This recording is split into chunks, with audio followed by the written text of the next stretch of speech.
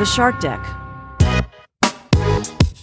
Johnny Mac with your daily comedy news. Tom Segura spoke with Rolling Stone. They were like, hey, one of your first jobs was logging transcripts for reality shows. How bad was that? Segura said, horrible. It's such a mind-numbing thing to do, and you would see it would break people. The logging of a reality show is such an important part of the show because those moments and conversations are a lot of times very manufactured. No way! You have to log everything that is said so they can do Frankenbites where they cut lines together and make them appear to be one sentence. Wow. I worked on My Big Fat Obnoxious Boss and Trading Spouses, and there was this thing that went viral called God Warrior, and I remember hearing that from one of the edit bays. It exploded. It was very hard to stomach logging reality shows. I really hated doing it. Golf.com spoke to George Lopez and asked him to complete the sentence in a head-to-head match between George Lopez and his good friend Lee Trevino. George Lopez would... Lopez's answer was, remove the clubs from Lee's golf bag and appropriate them as my own. To the loser go the spoils, right? I take Lee Trevino's stuff all the time. He has a wood that says Supermex on it, and he saw me looking at it like it was a new car, and he said, I'll get you one, baby.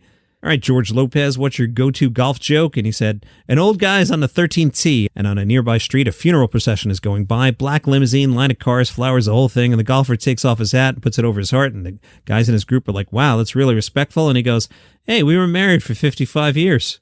Jay Farrell was asked to name his top comics. He said, easy, number 1, Eddie Murphy. Number 2, Robin Harris. Number 3, Bernie Mac.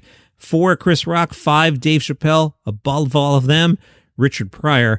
The Rob Report spoke to Gabriel Iglesias about his Volkswagen collection. Gabe said, my first bus was a 1968 bay window. I was 17 years old and it was my first car. You're always attached to the memories of your first car, whatever it is. That's where it started. My brother was the one that got me into it. The engine was so simple. I remember my brother always saying, it's just 4 bolts. It's just 4 bolts. I could take that out with a skateboard and a pair of pliers. His first time behind the wheel was terrifying. It was a 1968 Volkswagen. The amount of play in the wheel, I tell people it was like sailing a boat. As for the buses, I started this collection 10 years ago when I got the building and had the space for it. I'd gotten my girlfriend at the time her first car through Jay Leno's guys. He's got an incredible team over there. I then asked them if they could help me. Now, granted, I wish I could actually track down the car I had when I was 17, but they got me something that looked just like it. They said, if you want anything else, let us know. And I said, if you guys come across anything else cool, let me know. We played that game for many years until this building was filled up. The collection grew so fast, I did the bulk of the damage in the first 5 years. What's his Holy Grail bus? I'd like to get my hands on a 1950 Volkswagen bus, which is the first year they came out.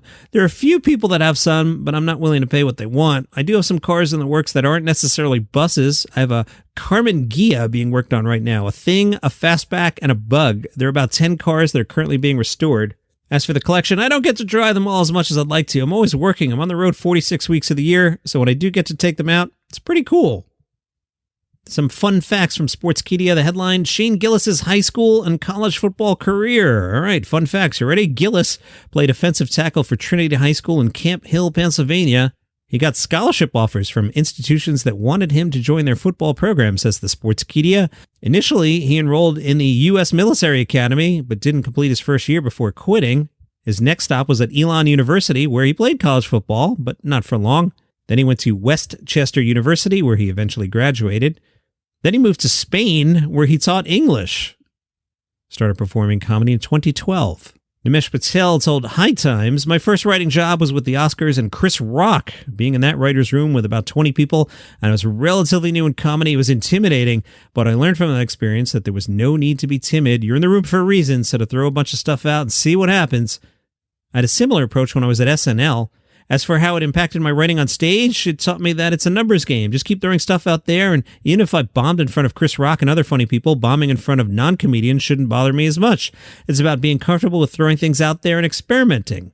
Working with Chris Rock, I remember we were working on a joke about acting being brave, and that was during the Oscars when there were no black nominees. I pitched a joke about acting not being brave and instead said drinking a glass of water in Flint, Michigan is brave considering the water crisis. Chris tweaked it to say drinking a glass of Kool-Aid in Flint, Michigan, and it hit even harder. Came up to me afterward and emphasized the importance of specificity. The lesson stuck with me, and I try to apply it to my writing whenever possible. The more specific you can be with a reference that people still get, the better it's going to be. That's a great note. I don't know if you know this. Chris Rock, pretty good at comedy. Jeff Foxworthy said, for my whole career, because I'm not mean-spirited, I just rode with the idea of making people laugh, because I'd always do why do women do this and men do that? And when I started getting email from people, well, I'm a woman and I don't do that. And I'm a man, I don't do that. I was like, all right, I'll change it to I do this and my wife does that. And it just got kind of the point where I was like, what are you doing when a comic has to edit yourself all the time? A comic's supposed to be a truth teller. We're supposed to look at things we do in society and kind of hold it up to people and go, why do we say this or why do we do that? Just kind of reached a point where I'm not out to hurt anybody's feelings, but I don't care. I'm just going to try and be funny and not worry about it. Comedian John Ozele dresses as characters for his driver's license. Recently, when he went to update his license, he decided that instead of combing his hair and wearing a nice shirt, he'd show up at the DMV dressed as an 80s punk rocker, something he is not.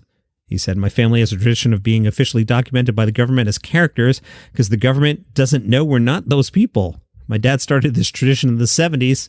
He showed his brother his most recent ID picture, which shows a man with a bushy beard, long unkempt hair, and wild eyes. That is not his normal look. Jono is unrecognizable in nearly every photo, having taken on a new look and persona in each one. In one, he has a chin strap and cornrows and has arranged his face in a menacing glare. In another, he has spiked hair and a Fu Manchu mustache. And in a third, he wears a mullet and a tank top. And that's your comedy news for today. Follow the show for free on Apple Podcasts, Spotify, YouTube, wherever you get your shows. See you tomorrow.